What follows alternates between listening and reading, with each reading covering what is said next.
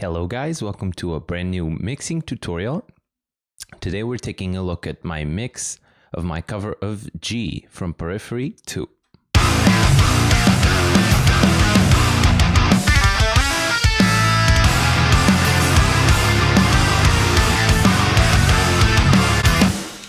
So this is a crazy fun 8-string song. One of the first songs I tried to learn on my 8-string actually. But it's a real tricky one. And the mix also became a real tricky one because of how busy it is drum-wise, as you can tell by this crazy MIDI. This one was a pain to program. And guitar-wise, it's super busy too. So let's see how I went about mixing it. This drum sound is my most used drum sound. Go back to the North Lane Talking Heads mix tutorial to see it in great detail. I don't want to keep repeating myself by telling you how I got this drum sound, and on that mixing tutorial it's very well explained. This is the Invasion on kick and cymbals, and Modern and Massive on the snare and toms. They're mixed in a very nice way. They match each other, these libraries. As for the bass tone, it's programmed. It's Euro bass as usual. Why did I use it? By now you know. I use Euro bass when the bass tuning is a little bit too low for comfort, and this is certainly one of those areas. This is standard 8-string tuning in F sharp. So F sharp, B, E, A, D. That was a bit too low for the way my bass was set up, so I programmed it with Euro bass.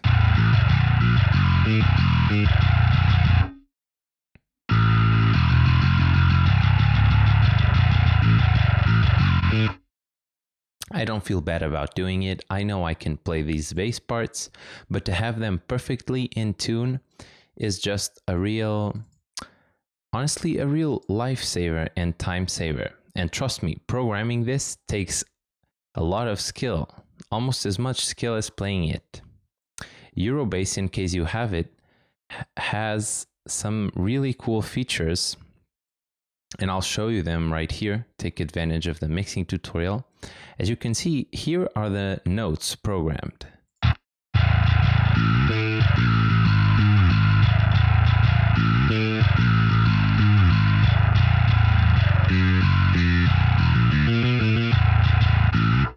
But if you're listening carefully, you can hear me sliding and bending.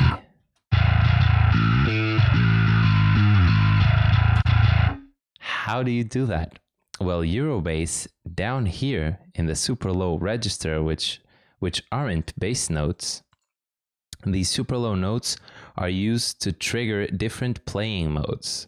So the lowest, C-2, is the normal picking, and for example, F sharp -2 is the slide up. So look at it from down here. And as you can guess, the the E-2 is the slide down. And now you can get a realistic bass slide going instead of just programming the normal notes. This works in the mix. Oops, if I can get it to play along.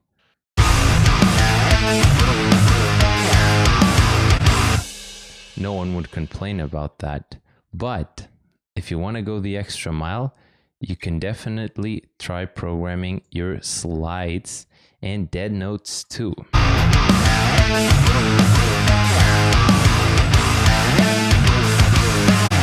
So I don't just program notes.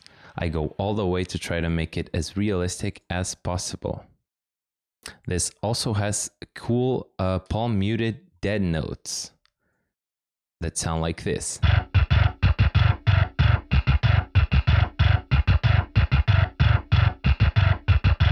So this is the G-2, I believe. Yes, it triggers a palm muted dead note.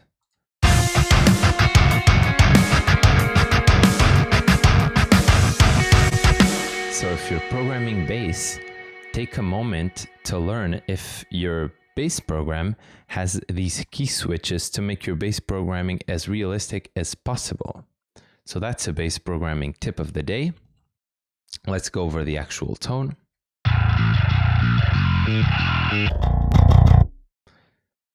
This is the DI. I am duplicating the DI into two channels. One that's going to have low-end information and one that's going to have high-end information.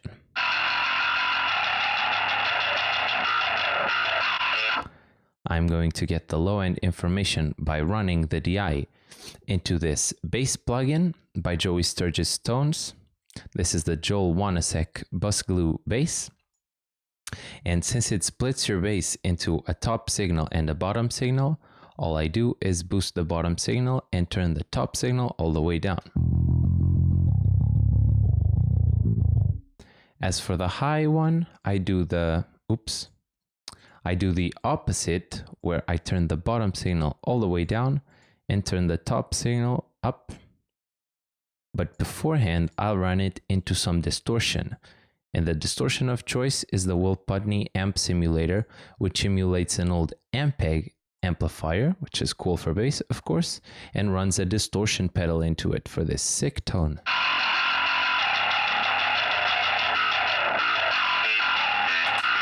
Very credible bass distortion. Both of them together sound like this.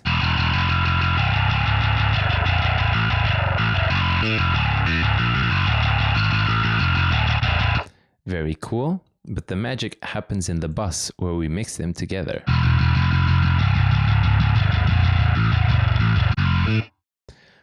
I mix my low end and high end together with an EQ. This EQ is removing some of the annoying frequencies that were in the high end track, primarily this little whistle from the distortion. And some honkiness at 600.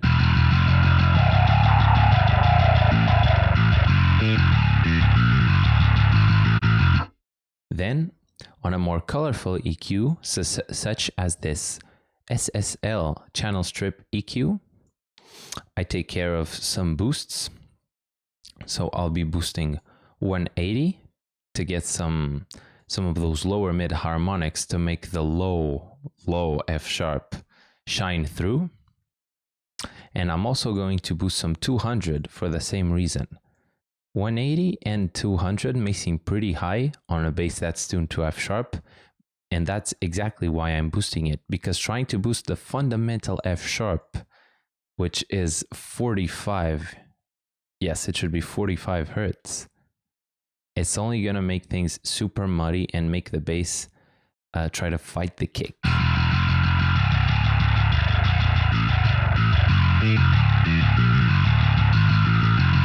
See how when I turned it up, it actually sounded lower?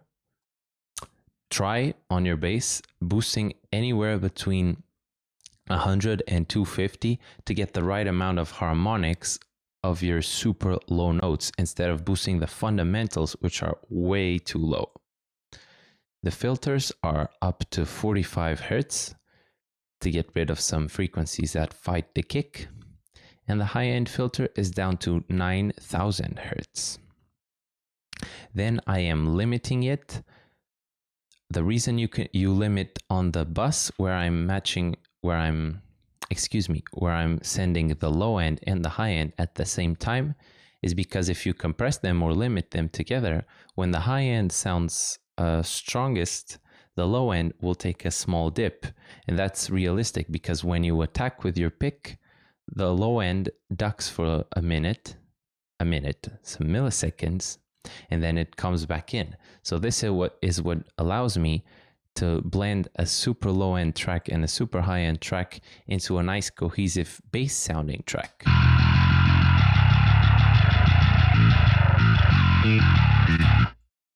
Hope that makes some kind of sense. At least it sounds good to my ears.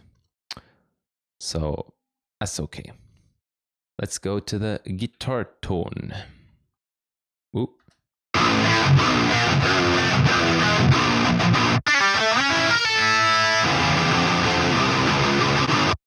guitar tone today is courtesy of Toneforge Jason Richardson.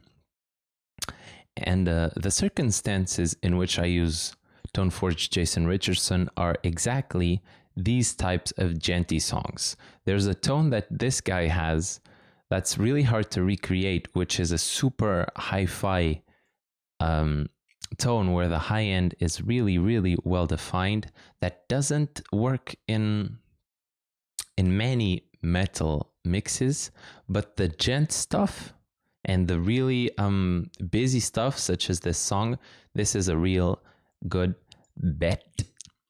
So all I have to do on it is get rid of some low end and mid range and boost a lot of treble, because it's a very dark amp sim. I do it here and I do it in the EQ section. You can see me reduce 100 Hz, 240 Hz, and boost a lot of mid-range at 1.5K and high-end at 5K.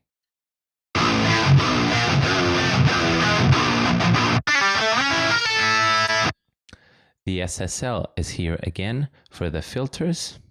So we get rid of all low end up to 90 Hz and high end down to 12K. The high end that's above 12K is just fizz. That's actually pretty hard to hear. Let's see if I can tell a difference.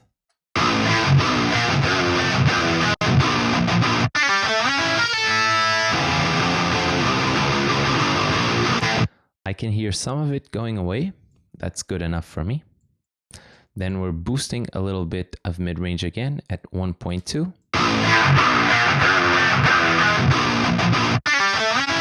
So that scratchy frequency I just boosted a lot of, and removing some woofiness at 200 Hz.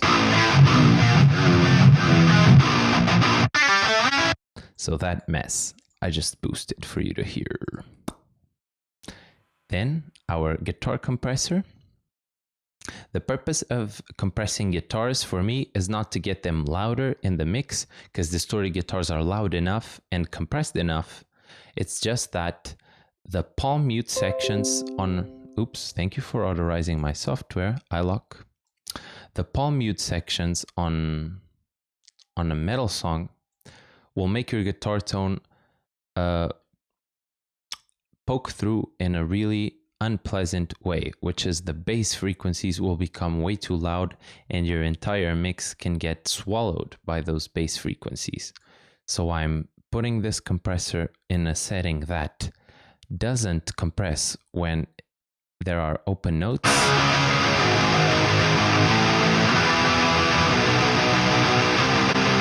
I mean, it does, but it's barely. And that it really kicks in when there's palm mutes.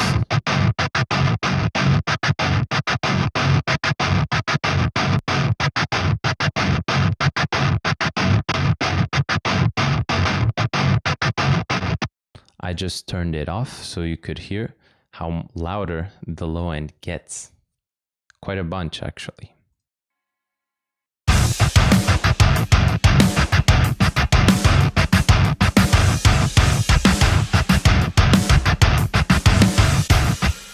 Very cool.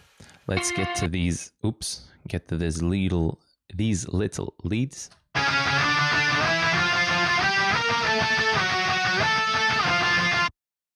These leads are dry. They're just meant to enhance the rhythm track so they don't get any reverb. Here's a good example of where they work.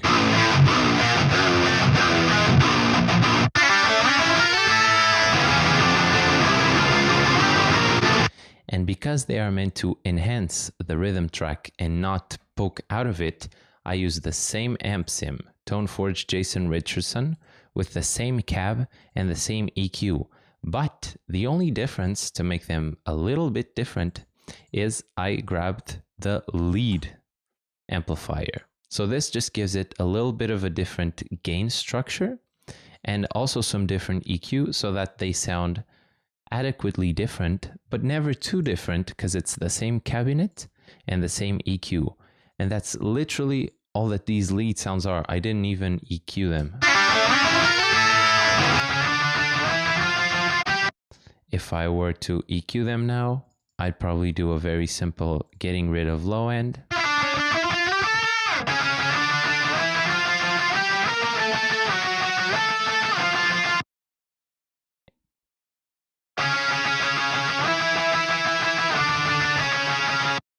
Yeah, up to 180. I don't need this. And then also getting rid of some high end.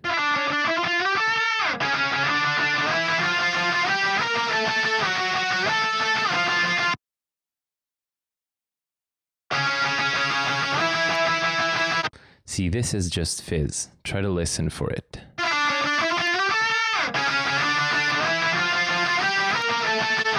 It's kind of hard to tell, but it's space that I'm gaining that these guitars don't need to occupy.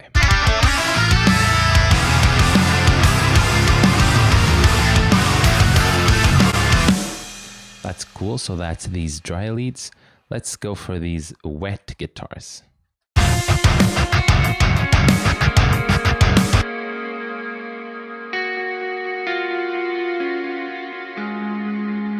Very beautiful.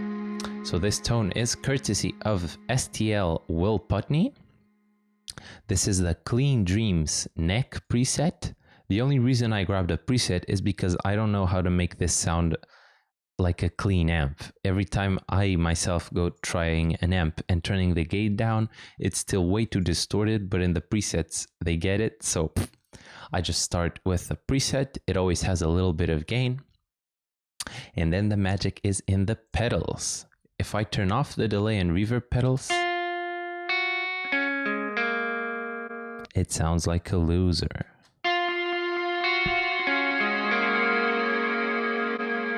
Now that's pretty. The delay settings are, I got dotted eighth notes. You can hear them going to the left and to the right. Oops, I'm sorry. And giving them some modulation. So making them chorusy, which is nice. And also filtering some low end and high end as usual, because I don't want the repeats to be the same as the main center track.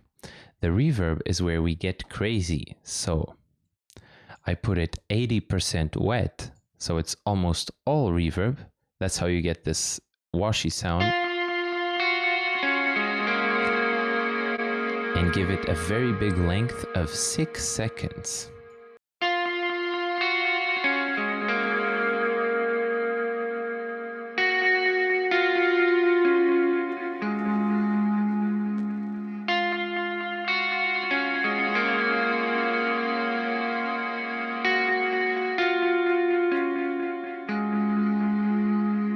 You can see how different reverb lengths get you different results.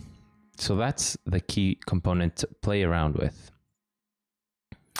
As for these clean guitars, let's see.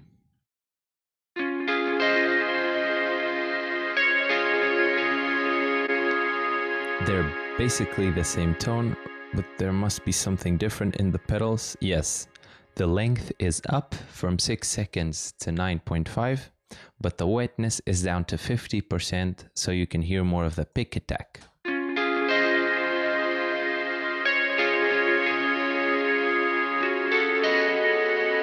And that's it.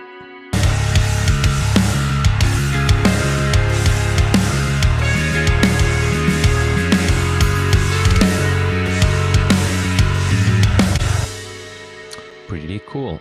Oh, also, the clean guitars. When there's very wet, clean guitars, I like to do this trick. You just grab any compressor you like. I'm using Renaissance X by Waves because it's meant for guitars and it has a little EQ curve that's magic that I like. And if you compress a guitar together with its reverb, you'll make the reverb louder in a really pleasant way.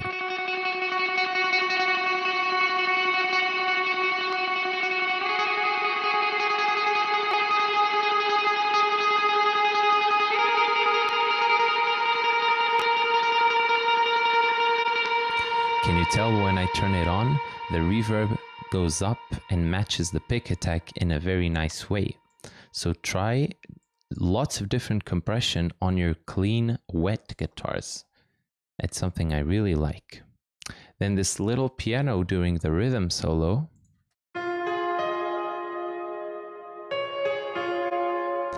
I'm starting with a very normal piano sound.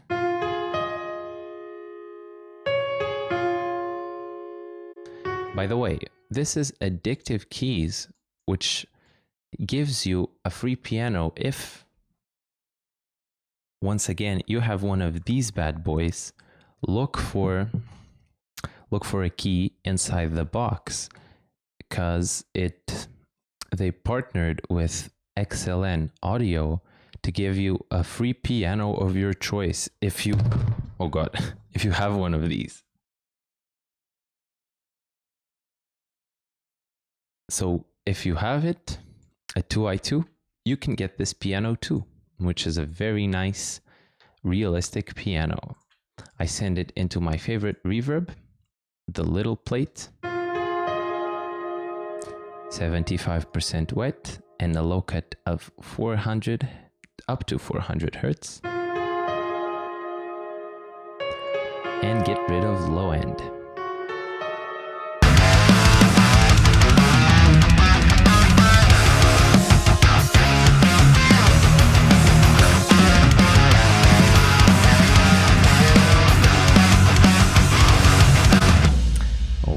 I love this song. I could listen to it forever. That part especially.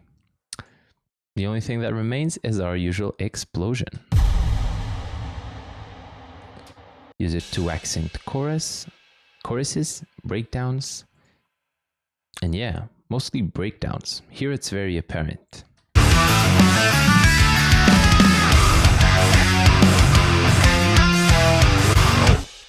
And let me teach you a trick I've recently found out. These explosion sounds can be hard to hear sometimes. If you make them too loud, they'll just muddy up your mix. And if you make them too low, they might as well not be there. I found a way to get them at a medium volume, but make them more audible. That is by changing their position. So this is the grid. This is the place where the tempo hits exactly. But as you can see, the hit of the explosion is a little bit back. Listen for it. I hope you can tell where the explosion is, because I'm going to snap it to the grid, and you tell me if it's harder to hear or not.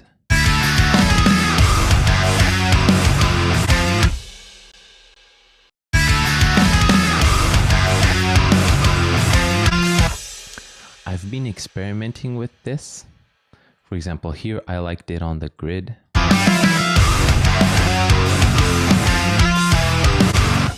And I don't know, sometimes it being a little bit before the drums makes the explosion a little bit more audible because you hear the impact better. I don't know. So the lesson for today is experiment with your explosions and with putting them a little bit off tempo. That is it, guys. I hope you learned something from today's tutorial. I like these tones very much. Thank you so much for being a patron as usual. If you're a new patron, welcome, and be sure to check out all previous mixing tutorials because your support covers access to all of them. So I hope you've enjoyed it and take care. Have a great day.